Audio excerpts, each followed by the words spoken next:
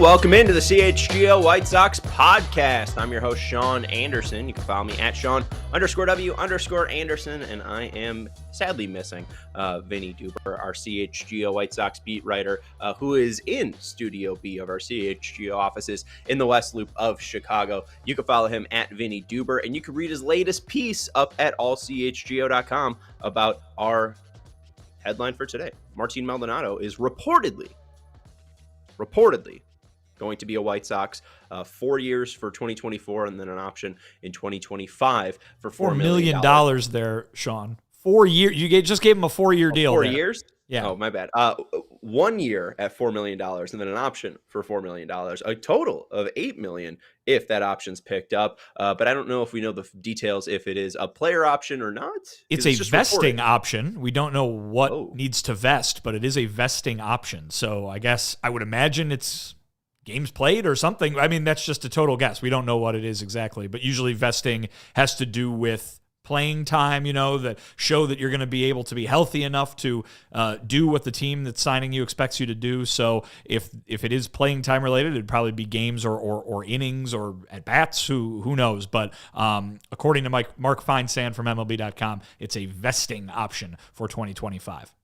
Okay. All right. So thank you to Mark Feinsand of MLB.com for that report. And also shout out to James Fox, who I think had it earlier yesterday that the White Sox were getting close to the agreement. So James Fox over at Future Sox being able to work his sources and be able to try to report on this as well. So what do we make of this? Because I'm not too shocked, as we've talked about, even with the Max Stassi move. The Braves are basically paying the White Sox to try out Max Stassi. Korey Lee has an option to go back down to the minor leagues. Carlos Perez has an option to go back down to the minor leagues. It seems like Edgar Quero is still, going to need some more seasoning because he's like 12 years old. What do we make of the catcher's room now and where it stands? And are you surprised by the Maldonado signing? No, I'm not surprised by the Maldonado signing, other than it offers some clarity, I think, that we didn't have before. When Max Stassi came aboard in that trade with the Braves, we were talking about what was he here to do? Was he here to start? Was he here to back up Korey Lee? Was he here to just be a guy who was going to try out for a roster spot? We had no idea. And at this point, we've got some more clarity there. So that's the only thing that maybe was unforeseen. But, man, we've been talking about Martín Maldonado as a pretty obvious fit for this White Sox team for a few weeks and maybe even a couple months at this point. He's a guy who has some history with Pedro Grifol in Kansas City, very briefly played for the Royals. He's a guy who is that veteran defense-first catcher that they've been talking about wanting this offseason.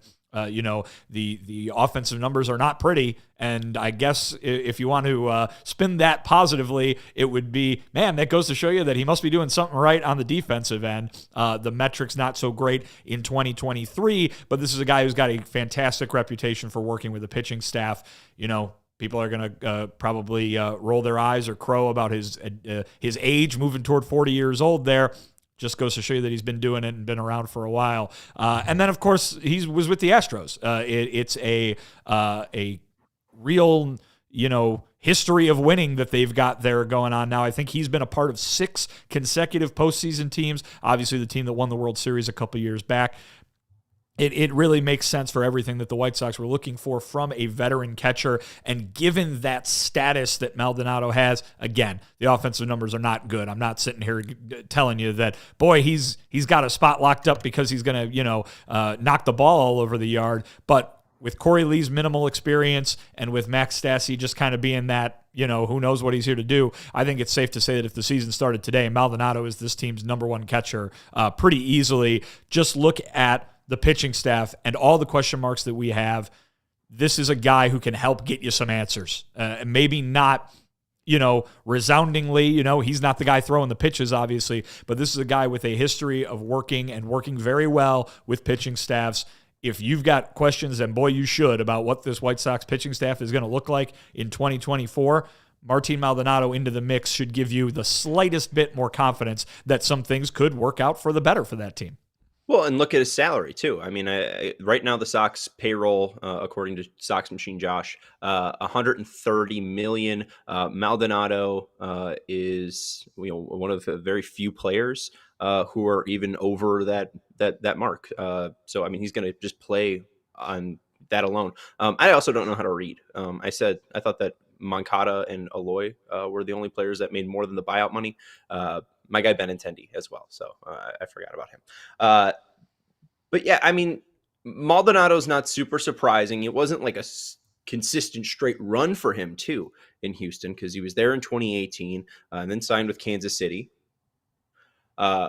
in the offseason, and then was traded to the Cubs for 4 games. And then they were like, oh, wait, we're not actually contenders. Let's just send him to Houston. And then they kept him around and didn't let him go from 2019 to 2023. And the one thing, too, is it's more about the game calling. I forget which Astros pitcher said it, but I saw the clip, and it's, you can he was describing the team flight, and it would just be lights out, everyone's sleeping except for one light that's on, and it's Maldonado, and he's got his laptop open, he's got his notebook right there, and he's looking over how to attack players when guys are on, when they're not on, just basically game planning, and that's the biggest thing that he's going to bring, a veteran way to work and a veteran way to game plan. So hopefully the White Sox, who we always thought, man, they just really keep going up there and keep swinging at everything.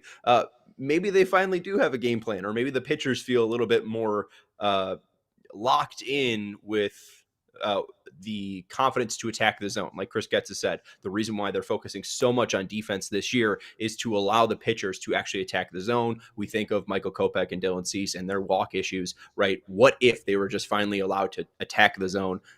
Maybe Maldonado can bring some level of comfort to those type of players where, hey, Maldonado is going to prep me and have everything in its right place, to quote Radiohead, for my start. And I know that he's not the most athletic.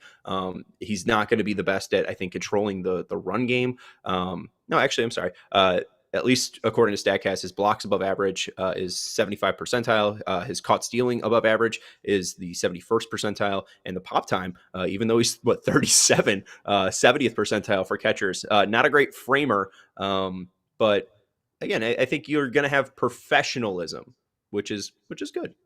I mean, that's what I guess we look in 2019 when he was signed by the Royals after his stint with the Astros.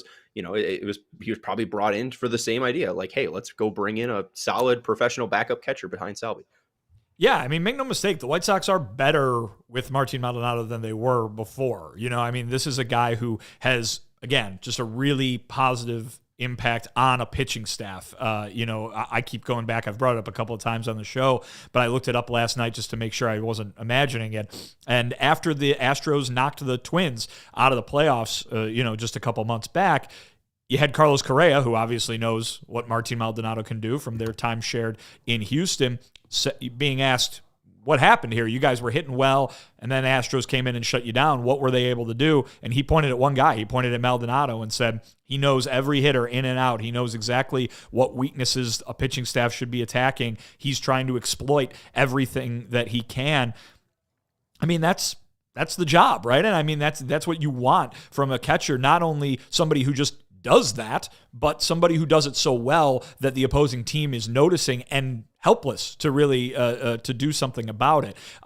It's a guy who should be of great value to Brian Bannister, to Ethan Katz, to all these pitchers that really are, I mean, you call them reclamation if you want. You can call them just plain projects. But whether it's Michael Kopech, whether it's Michael Soroka, whether it's a young guy like Jared Schuster who doesn't have a ton of experience, whether it's Eric Petty who's coming over here and trying to replicate what he did in Korea at a major league level where he hasn't had much success, you've got a guy there that's going to be able to create a comfort zone. You mentioned that anecdote of him sitting on the plane, and it brought to my memory the same thing that I heard a few years ago about who? James McCann. If there are White Sox fans who miss James McCann's presence as the guy working with the pitchers. Obviously, he, caught Lucas Giolito's no-hitter. He's got a place in White Sox fans' memories for that game and for that specific pitcher.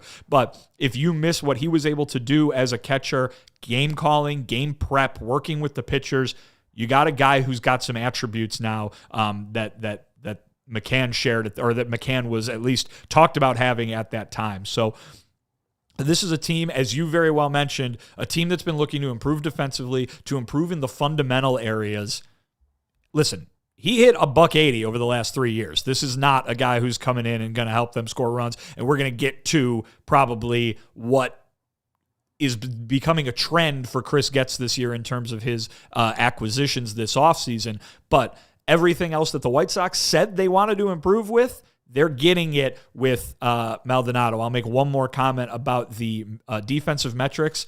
Those things, as we've talked about, are they can change wildly. And just because a guy has a bad year one year doesn't mean that that's going to be perfectly replicated the next year, for better or worse, right? I mean, but those numbers from stat to stat within the same season can be inscrutable at times. So I think that putting too much stock into that is not the greatest thing. This is a guy who's had a reputation of being a good presence behind home plate, and I think that is probably what the White Sox are looking at more than the one metric or the group of metrics from just one season.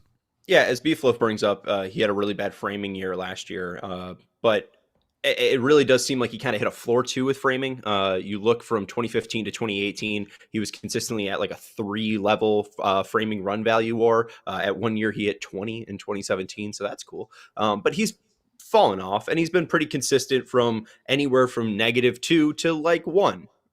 He's gonna be fine, right? Like I don't think he's gonna lose them games of framing. Plus, with what their pitching staff has, they're mostly looking for ground balls or swing and miss. They're not really looking for, let's paint the corners. They're trying to say, hey, Dylan, you have disgusting stuff. Throw it to a point where it's just going to miss the barrel or miss the bat. That's going to be the main goal. And I don't know how much framing is going to truly matter for the White Sox. So as long as he's at 0, I don't care. But you brought up his average. You didn't bring up how many homers he hit from 2021 to 2023. How many homers has he hit since 2021? He's got 42 home runs over the last 3 years, which is not nothing, particularly for a White Sox team that the last 2 years have seen the power numbers be a problem. If you're getting that from the catcher position, maybe not the worst thing. The main thing that you really would have to do is a comparison. 42 home runs in the last 3 seasons, more than the 37 that Yoan Moncada hit in the last 3 seasons, and just about the same as the 44 home runs that Eloy Jimenez hit in the last 3 seasons. That probably says more about those two guys than it does about Martín Maldonado, but it ain't nothing.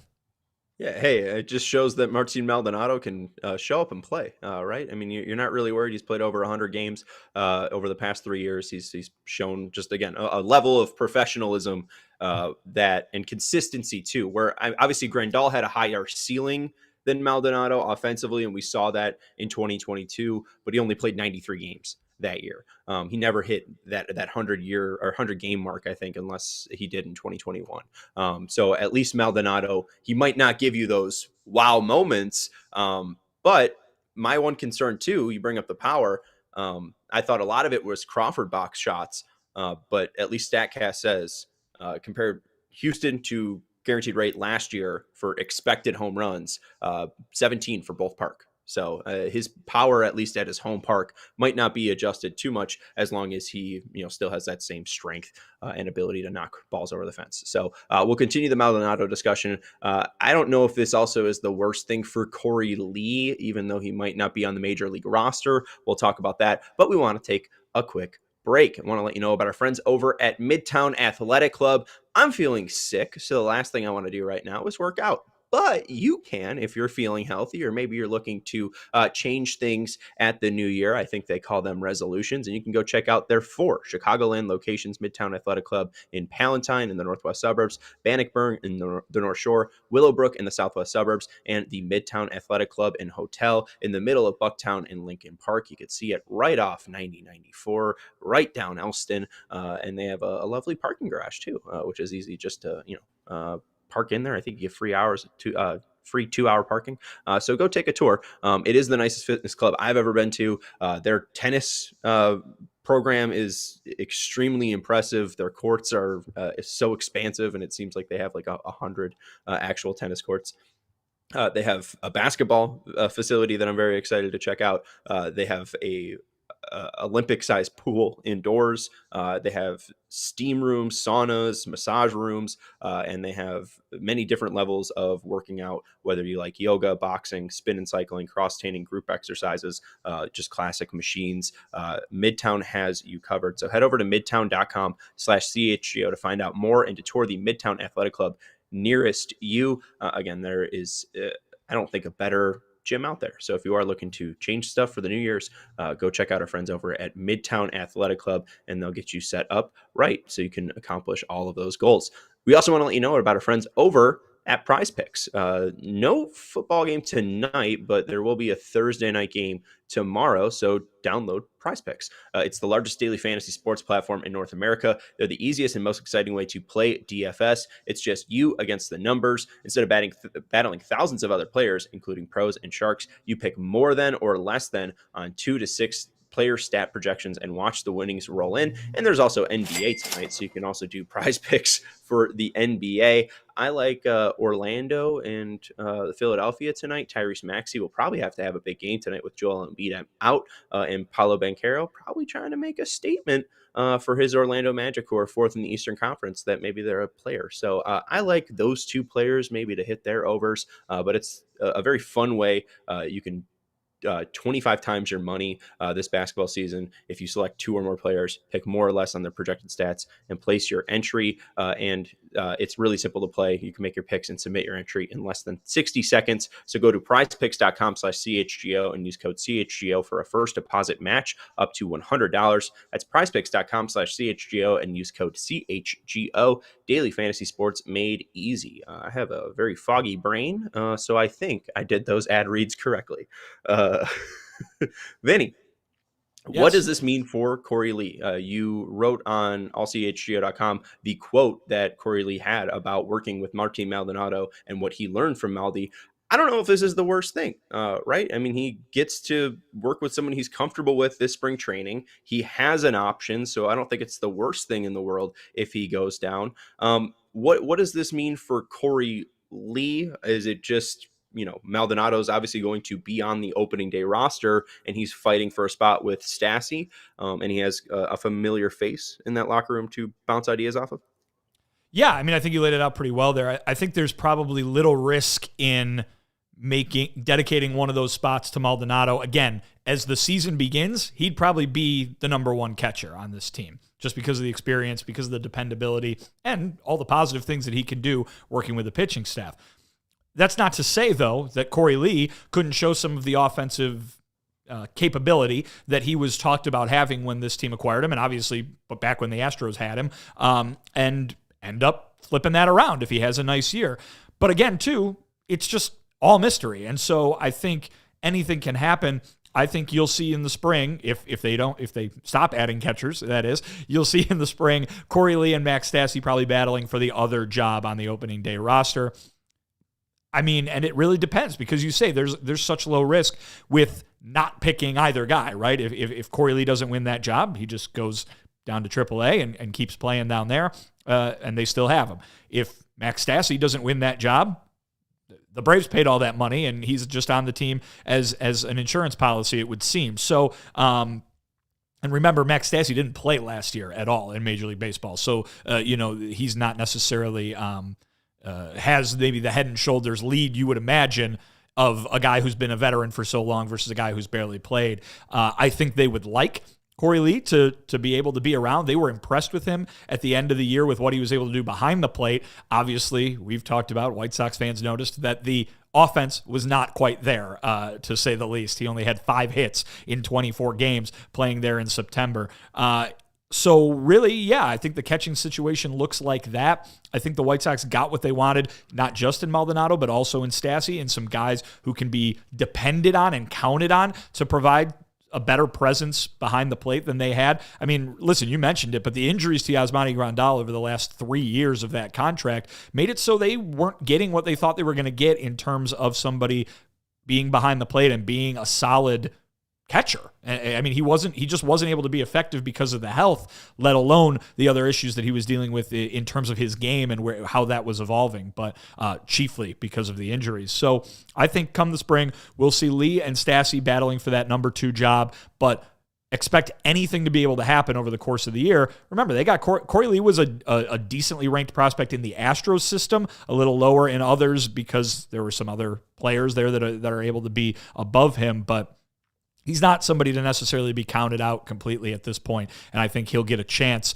to continue to impress the coaching staff with what he's able to do behind the plate. Now he's just got to impress with what he does at the plate also. Yeah, and Korey Lee too. Just we brought up Maldonado's framing. Korey Lee is graded out as a negative framer over the past 2 years, and Korey Lee hit Baseball America's 70th ranking pre-2022. And you look at those 2 seasons in 2021 as a 22-year-old, 88 games, had a slash line of 277, 340, 438, an OPS of 778. And then in 2022 in AAA with a basically 4-year age difference at 104 games, 238 slash line, 307 on base, 483 slug, and a 790 OPS with 25 homers. And then he did really just fall off in 2023 in 82 games. This is in Sugarland and Charlotte in AAA, not including his 5 hits in Chicago.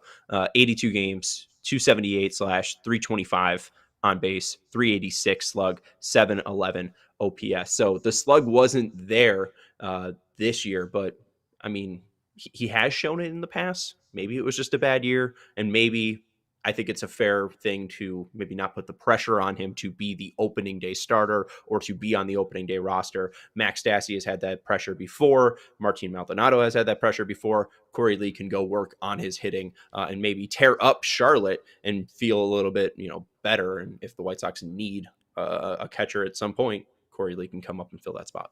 Yeah, I mean, when you're talking about, being the number 1 guy, there was a chance, that he might go into spring with that on his plate. He definitely doesn't have to worry about being that now. He could end up being that guy if he plays well enough, certainly, but he doesn't have to worry about that. And I think that's a good point that you make there. Even the difference between, hey, all you got to do is be the backup. You know what I mean? Even if it is, we expect you to be good enough to be on the major league roster. If you don't, that's fine, and they'll continue the development. But just being able to be the number 2 catcher on a big league team on opening day is a lot less pressure than, hey, you got to go catch whoever the opening day starter is going to be.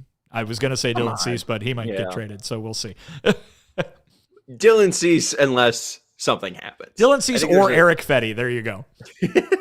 Or maybe it's Michael Kopech. Maybe they've had a really resurgent spring training. I'm just hoping for it. We need something to watch, and Michael Kopech, I think, is our only hope, glimmer of something maybe to sparkle in 2024.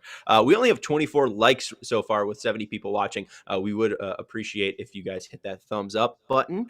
It'd be very, very helpful. We got a little bit more Maldonado talk after the break, but I think next is what position do you think they fill? I guess we do have a little bit of a rumor that maybe it's the bullpen. So we'll talk about that after the break. We want to let you know about the importance of switching to electric vehicles. Maybe you're a business owner. Maybe you just have a home, but it's getting easier for businesses to switch to electric vehicles. That's something we can all get behind for the health of the planet and for the well-being of all of us who share it.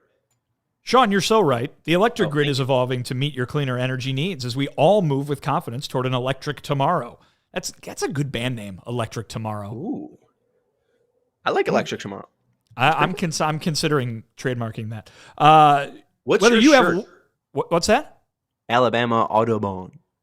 Yes. Audubon. Protect the birds. Is that a band? No, it's birds. I mean, birds can be a band. Well, they were. There's the band The Birds. Geese and Goose. Oh, and The Birds. Yeah. But they spelled it weird. They spelled it with a Y. That's not how birds are spelled. Well, but it sounds the same. Whether you have one delivery van or a whole fleet of shipping trucks, ComEd can help guide you to make the changes that make sense. So what should business owners do, Vin? That's a great question. Thankfully, I have the answer. They should go to ComEd.com/clean to learn more about the resources, fleet rebates, and infrastructure incentives available to help businesses go electric. If you own a business, yes, you, don't wait. Start making your plan today to switch to electric vehicles because they are good for business, good for the planet, and good for all of us. Go to ComEd.com/clean. It's electric. Boogie, woogie, woogie. Did you say ComEd.com/clean, Vin? Sean, obviously the volume is appropriately loud in your headphones because that's exactly what I said. Go now and see how electric connects us to a better way of doing business and to a better future for generations to come. Vinny, do you know what makes everyone's future better? What's that? Beer. Ha! Boy, you're right. Just a little while ago, as I've mentioned before, I was over at the Goose Island tap room here on Fulton Street in Westtown, and I had a honkingly good time, Sean. As Sarah scrambles to find the honk sound effect. There it is. All you got to do is go over there and you can get your hands on any of the wonderful beer roster. Yeah, they got the ones you can get over at the Jewels. They got the 312. They got the full pocket pills, the favorite of the non-Milwaukee Brewers. And they've got that Beer Hug series, which Herb is always partaking in. Christmas is over, but I'm sure you can still get a Christmas IPA if you'd like. But go down to the tap room over on Fulton Street. Get yourself some brewery exclusive beers over there. You could sample to your heart's content. You could be there all day. I had the Polar Peel Winter Wit when I was over there. That has a little bit of ginger in it as well. Oh, very delicious. So I would recommend that one. But of course, Goose Island, Chicago's beer since 1988. They're big supporters of us here at CHGO, and we couldn't thank them enough. So go ahead and support them. Go ahead and have yourself a honkingly good time. Thank you, Sarah, for finding that sound effect. That made it very, very important. I think we have a super chat from our guy Ellie. Let me, because I think he added an addendum. Do you think Getz is trying to be like Rays because Jerry doesn't spend? Do we think Getz is trying to be like the Rays because Jerry won't let him spend? I think that's a good lead in to some of the other things we did want to talk about after this latest signing. I mean, listen, Chris Getz has been among the busiest, the most active baseball operations bosses here in the sport because the free agent market and really trades as well have been so quiet so far this winter. But, I mean, you can't help but notice the low cost of a lot of these guys. The salaries have been low, and I think that it might not be the mandate. Obviously, they're not done, right? We haven't heard that they're operating with a certain number. They still have holes to fill. Maybe there is a big spending item coming, but from what we've seen so far, that hasn't been the case. And I think that it does nothing to change the narrative that Ellie and a lot of other Sox fans are feeling right now, that there has to be this huge decrease in spending because of perhaps what happened with the attendance last year, but obviously a 101 loss team.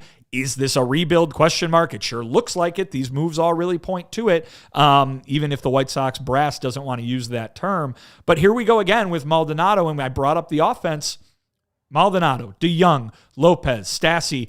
These are all guys who, yes, they accomplished the goal of making the team better defensively. Yes, they accomplished the goal of being better than the nothing that was there before or the unreliable young prospect types that you might have seen there before. But, man, they have done nothing. These moves do nothing to improve this lineup, and these moves do nothing to improve the chances of this team competing for an AL Central title in 2024. So if you don't want to call it a rebuild, that's fine, but be upfront about the fact that the moves you're making, at least to this point, this could change as the offseason goes along, are not helpful in terms of competing right away. This is a team that lost 101 games, and they have not been made into anything with these moves that looks significantly better than that. Now, that doesn't mean anything for 2025, right? They could have prospects make their way along the way they want them to. They could have their eyes on certain free agent targets an offseason from now, but the moves that they have made right now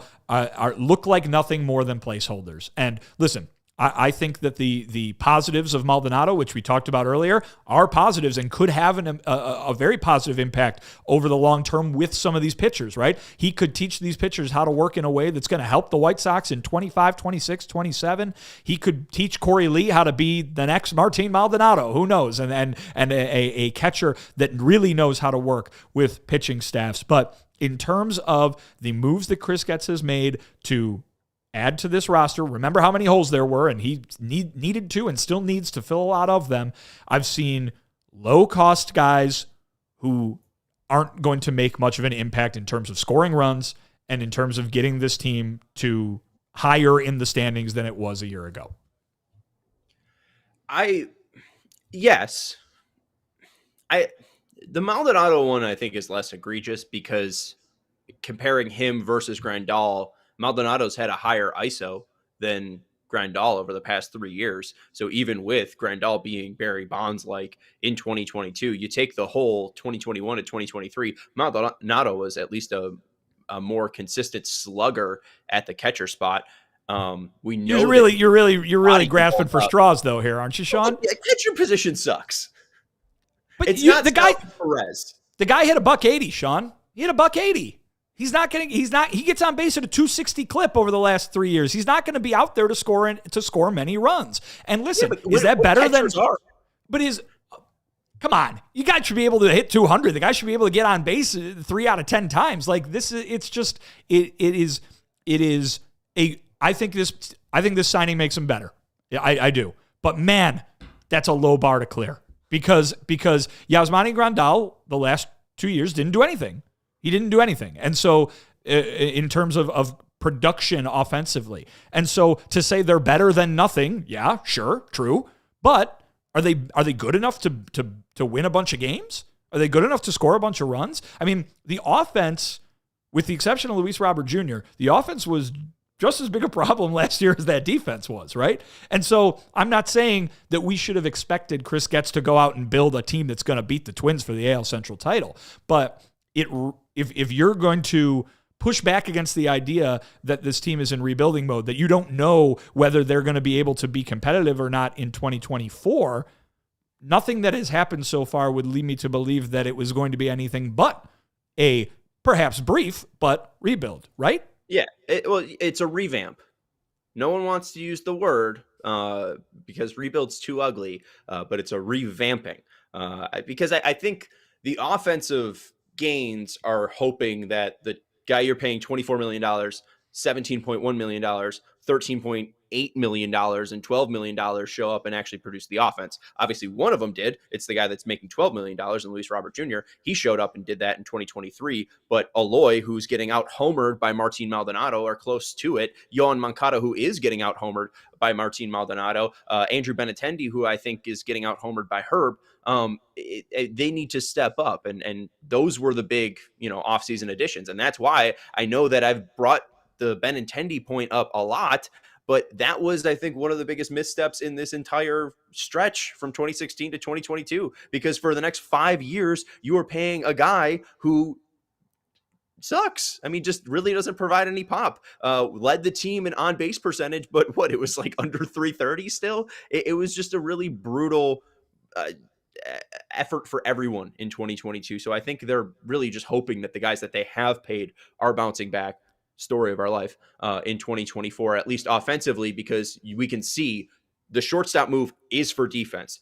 The second base move, at least so far with Lopez, is for defense. The move for Maldonado at catcher is for defense. So it does seem that, they're surrounding who are supposed to be the hitters with defense. But Sean, that's half the lineup. It's half the lineup. And so you're absolutely right. You're absolutely right in that they've made it very clear now with the moves that they've made that the idea is you bring in a new hitting coach, or you just have better health, or you have just it be a brand new year, baby New Year's coming next week. And Eloy and Moncada and Vaughn and Benintendi will be back to what they're supposed to be, or for the first time, what they're supposed to be in some of those cases. But that was like you said, that's been the story the last 3 years. And so I don't think anybody is expecting them at this point to to go win big in 2024, to be at the top of the division in 2024. But I mean, you've got another thing I keep saying is if you're building for 2025, you're allowed to make moves for 2025 now. And so for it all to be placeholders with a low price tag, what does that do to make you better in 2025 other than it allows you to wait for Edgar Quero? It allows you to wait for Colson Montgomery. Yeah, those guys aren't ready yet, and that's fine. You do need placeholders in those situations. Right field is still not filled, right? And so maybe that is the area because there is no young player there to point to and say, that guy's coming, here he comes, you just need a placeholder. Maybe right field does change this whole theme that we've seen from Chris Getz throughout the offseason. But we're seeing a lot of, maybe they'll be okay, but if they aren't, who cares? At some point, they've got to have guys who can hit the ball and who can score runs. Because right now, if we see another disappointing season from Eloy, another disappointing season from Yoan Moncada, another disappointing season from Andrew Vaughn and Andrew Benintendi, then what did you do in 2024 other than sit there and say, you go Colson Montgomery, to make this team able to compete in 25 or beyond? You brought up right field. Do you think right field is the biggest hole, or do you think they're probably going to address second base first? Well, right field is certainly a bigger hole than second base. They have a guy who could play a major league caliber second base, at least in terms of defense, right now. If Nicky Lopez is their everyday second baseman, I don't think the White Sox would be terribly upset with that. They'd get a guy who plays really good defense, which is what they're looking for, right? I mean, how would Nicky Lopez as your everyday second baseman be dramatically different from a defense first, offense second standpoint than Paul DeJong is your everyday shortstop or Martín Maldonado is your everyday, or is your number one rather, catcher? Right field, they don't have anybody. If the season started today, it would be Gavin Sheets again, who is not a natural right fielder for all the pat on the back that he deserves for running out there every day and trying to do that. So yes, they need a right fielder, and I am completely expecting them to go out and get one because, again, improving defensively, if that is the number one priority of the offseason, certainly Chris Getz has shown that that's what it has been for him so far, then they need to get somebody who can play defense in right field because the guy they have right now is not the answer defensively. Right. Real quick, I brought up Moncada needing to hit, Benny needing to hit, Eloy needing to hit. I was just bringing up the guys that make more than the buyout and dead money that they have in 2024. So I didn't bring up Andrew Vaughn, but Andrew Vaughn, it would be nice to see him hit. Hey, if he hits 30 home runs, I'm not going to be upset. Also, I asked Sarah if we have a horn sound effect. It's just the DJ air horn. Isaiah Kiner-Falefa signs with the Toronto Blue Jays. Wow. Whit Merrifield needs a new home. Wow. That's the sound effect we're doing for IKF going to the Blue Jays? Mercy. Oh, Let's go. Well, no, it's the sound of Whit Merrifield coming to Chicago. That's what that sound is. The DJ air horn, Whit Merrifield coming to Chicago. I mean, because he can play second base or right field. It's perfect, Vinny. And he knows can. That is apparently a requirement with the Maldi signing, with most of these guys that they're bringing in, the Nicky Lopez acquisition. You need to know or have some basis of Royals baseball in your blood. It's not a requirement. Yes, the jokes are going to keep coming and fine, but it's not a requirement. But here's the thing: when you look at fit, right? I mean, I will make the devil's advocate argument for all of this Royals business, which is everybody got real mad last year at Pedro Grifol when he walked into the clubhouse and made the decision that he was going to let the guys do their own thing and he was going to trust that that group of players could handle it and turn things around from 81 and 81, which was the previous high watermark of massive disappointment, right? And that really didn't work, and so everybody's really mad at Pedro Grifol. Well, now the White Sox are taking the tack of, let's get some more folks in here who know what Pedro wants, who know what Chris Getz wants, who know what the White Sox are trying to do in terms of a new identity that hasn't existed for the last 3 years, in Chris Getz's opinion. A new way to play the game, the so-called right way to play the game, at least in the eyes of the guys who are trying to remake this organization. And so if they can go out and find guys that they know are going to have that identity, that are going to help build exactly what they envision, why not? Because apparently the alternative is just going out and getting another low-cost guy who's not going to be here in 2 years anyway. So go ahead and bring in some guys who can at least help you lay somewhat of a foundation. That's the devil's advocate argument. But, I'll go back to the fact that all those guys don't have very good offensive numbers and don't seem to be able to help this team score any runs. Right. And I guess with where we've talked about their lack of propensity to spend money this year, with Maldonado only reaching $4 million, it doesn't seem like they're going to be offering a player over $10 million. And those are the guys that usually hit home runs and drive in runs, are the guys that make money and make over $10 million. So if you're hoping for Teoscar Hernandez, I think he's too rich for our White Sox blood. Maybe Adam Duvall. He's 35, maybe. He didn't play with Pedro Grifaldo, so we might have to take him off the list. Real quick, I do want to address Christian, who said if you put Chicken Tendy's contract, which is a horrible nickname, on a contending team, no one would be saying what Sean is saying. The problem is that the White Sox just don't pay market value. We figured out the White Sox, that's the seventh lowest free agent contract for a team, for one organization. There's several teams that are under that 75 million mark for their largest free agent contract. But no, I think if you put Andrew Benintendi on a contending team, they would want to run him out on a rail. And especially now that he's making double what he made in 2023. I don't really understand that, just because who would want him playing left field? He can't hit for power. He can't get on base at an above average level. He had an 87 weighted runs created plus and was a pretty below average fielder. It sucks that the White Sox have offered him the largest contract in free agent history. But you look at the Mets and they offered Kota Senga the same contract, 5 years, 75 million. Would you rather have Senga or would you rather have Andrew Benintendi? All right. Drink. And then finally, we have one more super chat from Ellie, who said, how many top 100 prospects will the Sox have in next year's rankings? I'm not sure if that means for 2024. So Colson, Eater, Brian Ramos, Noah Schultz. Those two guys you think those Quero? Second and third guys are both top 100 prospects? Isn't Schultz already? Schultz is currently. So I think currently they have two, Montgomery Jake and Eater Schultz. Was he top 100?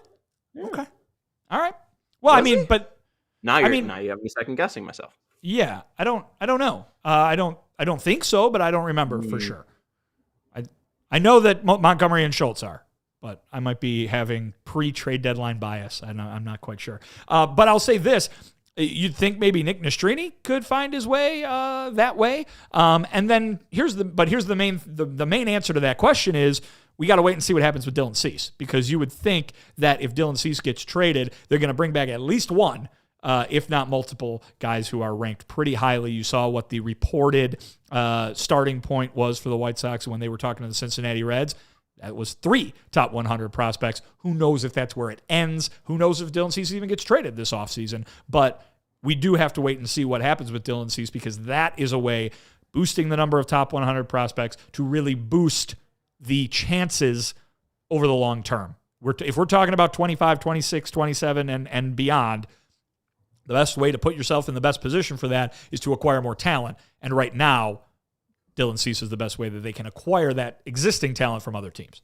According to MLB.com, Montgomery, Schultz, and Quero were the top 100 prospects for the Sox. Yes. According to Fangraphs, they have Ramos at 60, Eater at 62, and obviously this is pre-2023. Colson at 35, and then I do believe, I don't think Nastrini made it. Nastrini didn't make it to their list. Who was the other guy I was thinking of, though?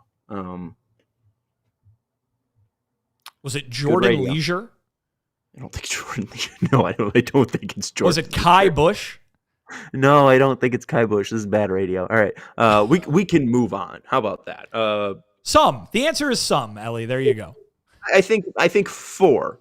And you're right, if they do end up moving Dylan Cease, they'll have more than 4. All right. I think that's mainly it. I'm not sure what else to address. The catcher obviously finally locked down, or it seems, for the 2024 season with Martín Maldonado and maybe Max Stassi and Korey Lee as the backup. It seems like second base and right field will still be an area that the White Sox address, and we've brought up, that starting pitching has always been a need for the Sox, and Getz brought that up at the winter meetings.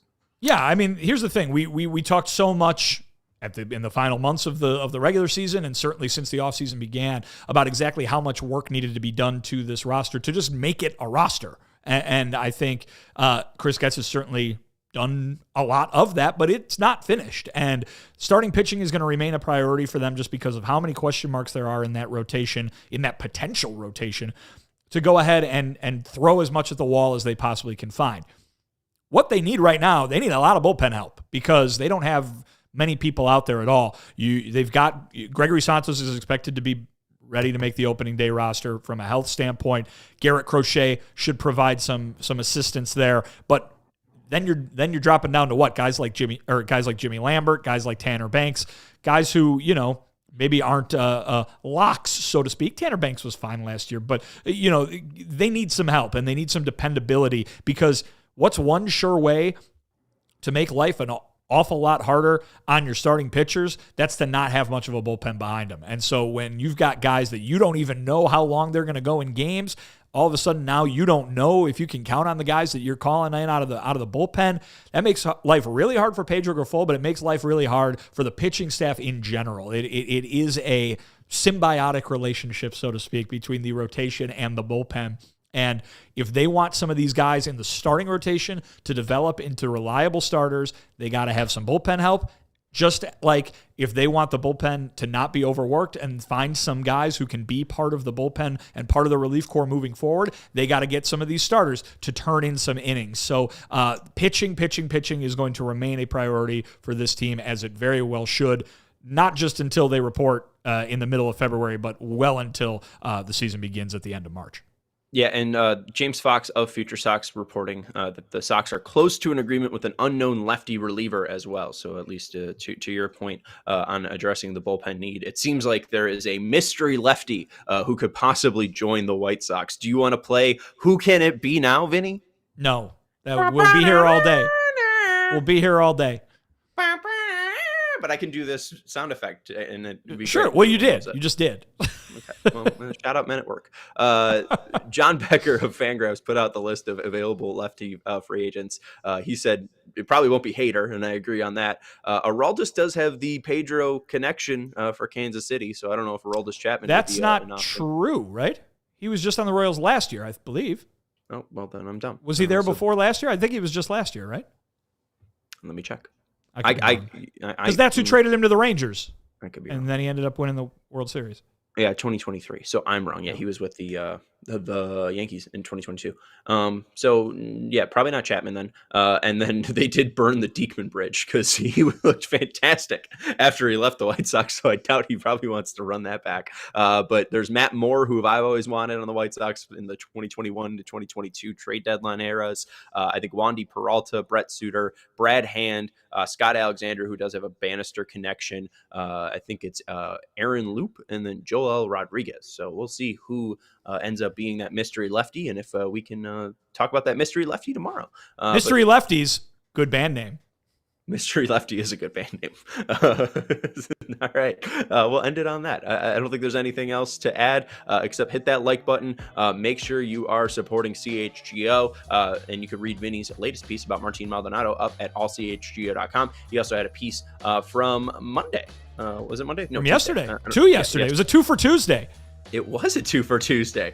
Dylan Cease and the report about the Reds' interest in Dylan Cease. You can read both of those pieces, the 2 for Tuesday, up at allchgo.com. Thank you to Sarah for producing the show. Thank you to everyone for hanging out with us. And we'll be with you tomorrow at 3:30. Talk to you then.